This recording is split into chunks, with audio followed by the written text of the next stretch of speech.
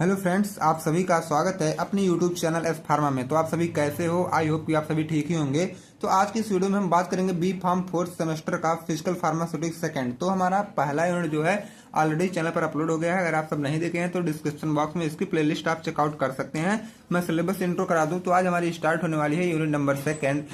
जो unit number first थी आपकी ये चैनल पर अपलोड हो चुकी है, ठीक है। अब हम बात करेंगे यूनिट नंबर सेकंड में। तो इसमें आपका है रियोलॉजी और डिफॉर्मेशन ऑफ सॉलिड्स। ये 2 चैप्टर में ये भी खत्म हो जाएगा। तो रियोलॉजी में आज हम कवर करेंगे Newtonian system, law, flow, kinematic viscosity, effect of temperature, ठीक है। तो एक वीडियो में जो हमारा पार्ट फर्स्ट होगा सेकंड यूनिट का, तो इसमें हम लोग पढ़ेंगे न्यूटोनियन सिस्टम। सेकंड पार्ट में हम लोग नॉन न्यूटोनियन सिस्टम भी देख लेंगे, ठीक है। तो सबसे पहले मैं इंट्रो दे दूं आपको कि रियोलॉजी बेसिकली ये होता क्या है।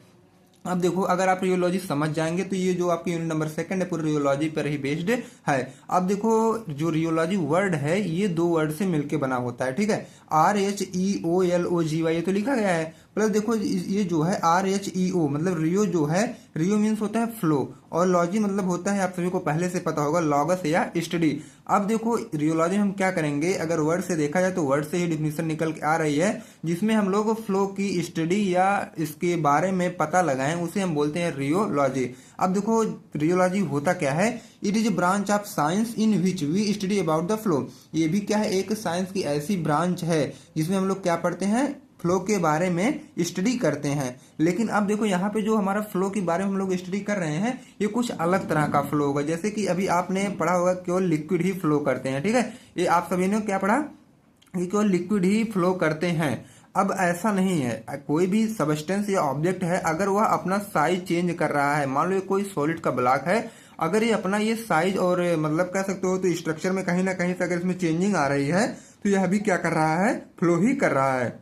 हमें ऐसा नहीं करना है कि केवल लिक्विड ही फ्लो करते हैं। आज ये आपको पता चल जाना चाहिए कि हमारे सॉलिड भी फ्लो करते हैं। अभी मैं आगे बताऊंगा कि ये कैसे फ्लो करते हैं, टोटल जानकारी आज आपको मिलेगी। अब देखो, it is defined as the science of flow and deformation of material under influences of stress. अब देखो, यहीं पे कहानी पूरी स्टार्ट होती है। अब मैं बता दूं, मान लो ये आपकी कोई सॉलिड ब्लॉक है। सॉलिड ब्लॉक का मतलब है कोई लकड़ी का टुकड़ा है, ये मान लो। अब ये जब आप इस पे स्ट्रेस अप्लाई कर रहे हो, स्ट्रेस मतलब कोई भी बाहरी फोर्स अप्लाई कर रहे हो, इस पे आ रहा है ये बाहरी फोर्स मान लो, ठीक है। जब आप इस पे अप्लाई कर रहे हो तो धीरे धीरे क्या होगा, इसका जो शेप रहेगा, मान लो ये सब हथौड़ी है और इधर कोई आपका सॉलिड का ब्लॉक रखा है। जब इस पे आप हथौड़ी को लगातार इस पे पीटोगे तो कहीं ना कहीं ये देखोगे कि इसके शेप में चेंजिंग आएगी। शेप में चेंजिंग का मतलब, जब शेप में चेंजिंग होने लगेगा तो ये इसका कह सकते हो तो धीरे धीरे कोई भी कॉर्नर, मान लो इस कॉर्नर पे आप पीट रहे हो तो ये कॉर्नर धीरे धीरे गायब होता चला जाएगा। जैसे जैसे गायब होगा उसी को आप डिफॉर्मेशन बोलोगे, और इसी डिफॉर्मेशन को आप फिजिकल फार्मास्यूटिक्स के लैंग्वेज में फ्लो भी बोल सकते हो। जितना ज्यादा आप शियर स्ट्रेस अप्लाई करोगे उतना ज्यादा इसका डिफॉर्मेशन होगा, ठीक है। ये था हमारा सॉलिड का फ्लो। आई होप आप सभी ने समझा होगा कि सॉलिड का फ्लो मतलब रियोलॉजी क्या होता है। आप जितना भी इस पे स्ट्रेस लगाएंगे सॉलिड के ब्लॉक पे, मतलब इधर मान लो कह सकते हो तो आप स्ट्रेस है, और जितना भी आप इस पे लगाओगे उतना ज्यादा डिफॉर्मेशन होगा। डिफॉर्मेशन मतलब इसके शेप या साइज में डिफॉर्म होता रहेगा, ठीक है, चेंजिंग होती रहेगी। और जितना भी चेंजिंग होगा उसको हम लोग बोलते हैं स्ट्रेन, और इसी स्ट्रेन को हम लोग बोलते हैं रियोलॉजी। जो भी चेंजिंग इसमें आ रही है बाहर वाला फोर्स लगाने पर, उसी को हम बोलते हैं रियोलॉजी। इसीलिए हम लोग आज कुछ नया सीखे कि सॉलिड में क्या कैसे फ्लो होता है, या सॉलिड का फ्लो क्या होता है, ये सब आप सभी ने समझ चुका होगा। अब हम बात करें इसका यूज का। अब देखो, जैसे हम लोग रियोलॉजी पढ़ रहे हैं तो इसका यूज भी तो कहीं ना कहीं होगा। यूज इसका जानते हो कहाँ, mixing and flow of material में। जब आप कभी फार्मास्यूटिकल इंडस्ट्री में जाएंगे तो वहां पे आपको बड़े बड़े चैम्बर मिलेंगे, आपको बड़े बड़े मतलब जैसे कभी आप ऑइंटमेंट बना रहे हो, सिरप बना रहे हो, इमल्सन बना रहे हो, तो वहां पे आपको मिक्सिंग चैम्बर जरूर देखने को मिलेगा, ठीक है। तो वहां पे कुछ लिक्विड आपको विस्कस मिलेंगे, कुछ जो है हल्के विस्कस मिलेंगे। तो मिक्सिंग का मतलब, मिक्सिंग में ये जो हमारा उत्तर रियोलॉजी होता है, ये बहुत ही हेल्प करता है। और फ्लो ऑफ मटेरियल, जैसे मान लो कोई ऑइंटमेंट आप लिए हो, ये मान लो इसी में ऑइंटमेंट भरा हुआ है। अब जब आप ऊपर से ये मान लो कोई भी आपकी स्टीयरर है, इसको मतलब इसमें अंदर करके लगातार आप इसको घुमा रहे हो, जितनी तेजी से आप घुमा रहे हो उतनी तेजी से ये फ्लो कर रहा है। और जैसे आप स्ट्रेस कम कर रहे हो तुरंत यह भी क्या है, थोड़ा सा कहते तो टाइट हो जाएगा, ठीक है। तो ये इसका यूज है। पैकेजिंग में भी इसका यूज है, और मैन्युफैक्चरिंग ऑफ डोजेज फॉर्म में भी इसका यूज है, किसका, हमारे रियोलॉजी का। अब अगर बात करें तो फ्लो क्या होता है, फ्लो मतलब यही फ्लूइड होता है। अब देखा जाए जो आपका मेन आपके सिलेबस में मेंशन किया गया है तो ये फ्लो जो है ये 2 टाइप के होंगे, एक आपके होंगे न्यूटोनियन, एक होंगे नॉन न्यूटोनियन। तो इस वीडियो लेक्चर में हम बात करेंगे केवल न्यूटोनियन वाले पार्ट का, और नॉन न्यूटोनियन वाला बात करेंगे हम सेकंड पार्ट में। तो नॉन न्यूटोनियन में हमारा मिलेगा आपको स्यूडो प्लास्टिक फ्लो और डायलेटेंट फ्लो, ठीक है। अगर आपके एग्जाम के अकॉर्डिंग देखा जाए तो नॉन न्यूटोनियन और न्यूटोनियन ये दोनों एक ही मतलब क्वेश्चन में पूछे जाएंगे और 10 मार्क्स का पूछा जाता है, ठीक है। अब हम पहले बात करें न्यूटोनियन सिस्टम क्या होता है। एक साइंटिस्ट है न्यूटन, ठीक है, जो क्या दिए ये न्यूटोनियन सिस्टम, और किस पे दिए, रियोलॉजी पर, और वो बताए कि कोई भी लिक्विड मतलब फ्लो कैसे करता है। Those material which sorry friends, कोई भी सॉलिड फ्लो कैसे करता है। Those material which follow Newton law of flow, जो क्या करेंगे ऐसे मटेरियल जो न्यूटन के लॉ को फॉलो करेंगे, ठीक है, आर कॉल्ड न्यूटोनियन लॉ, उसे हम क्या बोलेंगे, न्यूटोनियन लॉ। अब ये न्यूटन लॉ ऑफ फ्लो क्या होता है, आगे आप सभी देख लो कि न्यूटन लॉ ऑफ फ्लो क्या होता है।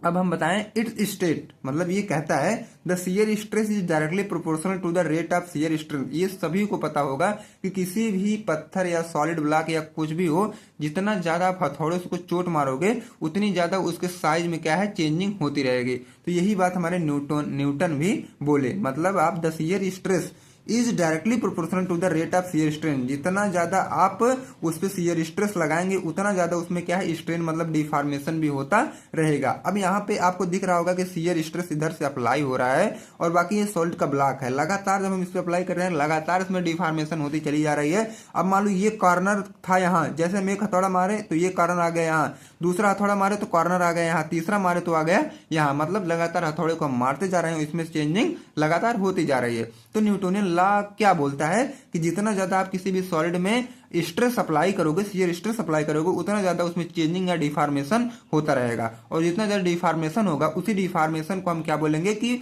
सॉलिड भी फ्लो करता है। अब यहाँ पे देखो कुछ रेड कलर की पेन से आपको दिख रहा होगा कि shear stress is directly proportional to rate of deformation, मतलब जितना ज्यादा आप शियर स्ट्रेस लगाओगे उतना ज्यादा डिफॉर्मेशन की रेट भी बढ़ेगी। मींस क्या है, shear stress upon F upon A, means ये फोर्स अपॉन एरिया, किसी एक यूनिट एरिया पे आप कितनी ज्यादा फोर्स लगा रहे हो, ठीक। बाकी rate of deformation DV upon D R, यहाँ पे डीवी आपको दिख रहा होगा कि कई सारे ब्लॉक हैं और ब्लॉक के कई सारे लेयर हैं, ठीक है। तो एक लेयर को हम लोग क्या है V1 V2 V3 से डिनोट कर रहे हैं, तो सभी का हम लोग ऐसे डायरेक्टली V लिख दिए हैं, ठीक है। तो ये डीवी हो गया अपॉन डी आर, डीवी मतलब है लेयर, ये सॉलिड ब्लॉक का लेयर, डी आर मतलब है डिस्टेंस, ठीक है, एक लेयर दूसरे लेयर से कितनी दूरी पर है। अब देखो क्या ये तो रेट ऑफ डिफॉर्मेशन होगा, बाकी शियर स्ट्रेस एफ अपॉन ए आपका होगा। इतना कॉन्सेप्ट आई होप आप सभी का क्लियर हुआ होगा। अब देखो हम इसको सॉल्व कैसे करते हैं बिल्कुल इजी लैंग्वेज में। F upon A directly proportional to DV upon D R, ये सभी को पता होगा। अब हमें क्या करना है, इस प्रोपोर्शनल को हटाना है। तो आप सभी मैथ तो थोड़ा बहुत जरूर पढ़े होंगे कि जब प्रोपोर्शनल हटता है तो कांस्टेंट लगता है। हमें कांस्टेंट क्या लेना है, F upon A equal to eta लिए हैं, क्या लिए, eta D V upon D R. Eta मतलब आपका ये विस्कोसिटी आ गया, ठीक है। अब देखो हम ईटे को क्या करेंगे, बाहर निकालेंगे, F into D R upon A D V, मतलब cross multiplication, F into D R, F into D R, A into D V, ये हमारा क्या है, न्यूटोनियन लॉ ऑफ फ्लो। अब हम बात करें कि कर्व ऑफ न्यूटोनियन फ्लो, जैसे आप लोग देख रहे हो किसी न्यूटोनियन फ्लूइड का कर्व, मतलब अगर आप ऐसा कर पा रहे हो तो उसका देखो कर्व कैसे बनता है। सबसे पहले आप 2 लाइन खींचोगे, एक बनाओगे वाई एक्सिस, एक बनाओगे एक्स एक्सिस। वाई एक्सिस पे आपको क्या करना है, शियर स्ट्रेस को दिखाना है, और इस पे एक्स एक्सिस पे आपको rate of deformation means DV upon D R दिखाना है, और वाई एक्सिस पे आपको एफ अपॉन ए मतलब फोर्स अपॉन एरिया को दिखाना है। अब हम देखेंगे कि डायरेक्टली प्रोपोर्शनल ये है, मतलब क्या है, एफ ए आप सभी ऊपर देखे हैं कि F A directly proportional to DV upon D R, इसीलिए क्या जो स्लोप बनेगा हमारा पूरा सीधा बनेगा। मान लो आप शियर स्ट्रेस लगा दिए हैं 1 तक, ठीक है, 1 तक मतलब जो आपका हथौड़ा है कह सकते हो 1 kg का है, तो यहाँ आप जब लगाए तो इतना ज्यादा इसमें डिफॉर्मेशन भी होगा। अगर आप 2 लगाए तो 2 का डिफॉर्मेशन होगा, मींस क्या, जितना ज्यादा आप शियर स्ट्रेस बढ़ा रहे हो उतना ज्यादा आपका रेट ऑफ डिफॉर्मेशन भी बढ़ रहा है। तो स्लोप हमारा कैसा बनेगा, स्लोप इक्वल टू होगा 1 अपॉन ईटा, ईटा मतलब विस्कोसिटी।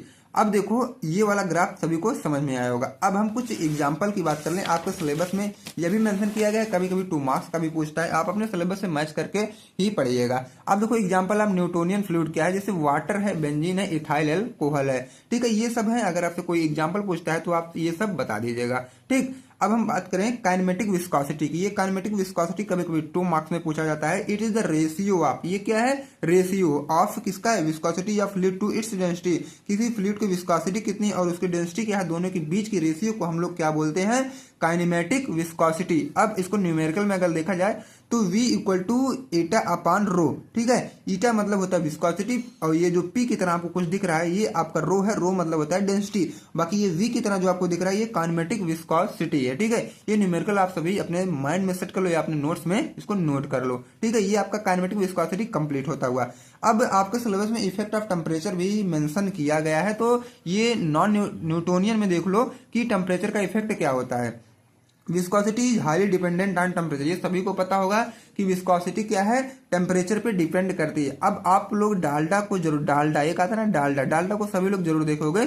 जब आप इसमें हीट अप्लाई करते हो पहले आपको क्या मिलेगा, ठंडी के समय में ये डालडा जो आपका है ये सॉलिड के फॉर्म में मिलेगा, सॉलिड मतलब ये जमा हुआ मिलेगा। जैसे आप इसको हीट अप्लाई करोगे तुरंत ये लिक्विड में बदल जाएगा, ठीक है। तो एक कह सकते हो आपकी ये विस्कस ज्यादा है, इसीलिए तो ये क्या है, सॉलिड फॉर्म में हो गया। जैसे हम हीट अप्लाई किए तुरंत ये क्या है, धीरे धीरे लिक्विड फॉर्म में आने लगा। तो ये डिपेंड करता है टेम्परेचर के ऊपर। इन केस ऑफ लिक्विड, अगर लिक्विड देखा जाए तो viscosity decreases with increase temperature. जब हम लोग टेम्परेचर को इंक्रीज करते हैं तो उसकी विस्कोसिटी घट जाती है। अब देखो यहाँ पे टेम्परेचर को इंक्रीज करा है तुरंत विस्कोसिटी घटी, किसके लिए, ये हमारे लिक्विड के लिए है। अब हम गैस की बात करें, गैस के कंडीशन में क्या होता है, in case of gas viscosity increase with increase temperature. अब देखो जब हम लोग क्या है टेम्परेचर को इंक्रीज करते हैं, जितना ज्यादा टेम्परेचर इंक्रीज करोगे उतना ज्यादा आपका विस्कोसिटी भी इंक्रीज होगी, ठीक है। अब देखो टेम्परेचर आप बढ़ाए और विस्कोसिटी भी यहाँ आपकी बढ़ेगी, ठीक है। ये गैस के लिए है। ओके फ्रेंड्स, अब हम मिलते हैं आपसे नेक्स्ट वीडियो में। ये सेकंड पार्ट रहेगा नॉन न्यूटोनियन सिस्टम, ठीक है। तो हमारा जो न्यूटोनियन वाला ये था वीडियो, अब क्या है ये कवर हो चुकी। अगर आप सभी अभी चैनल सब्सक्राइब नहीं किए हैं तो चैनल को सब्सक्राइब कर लें ताकि नेक्स्ट वाली वीडियो का इन्फॉर्मेशन सबसे पहले आप तक पहुंचे। अगर आपको नोट्स भी चाहिए तो टेलीग्राम ग्रुप को ज्वाइन करो, फटाफट वहां से आप लोग नोट्स भी डाउनलोड कर सकते हैं। अब हम मिलते हैं आपसे नेक्स्ट वीडियो में, तब तक के friends thank you, bye bye, take care.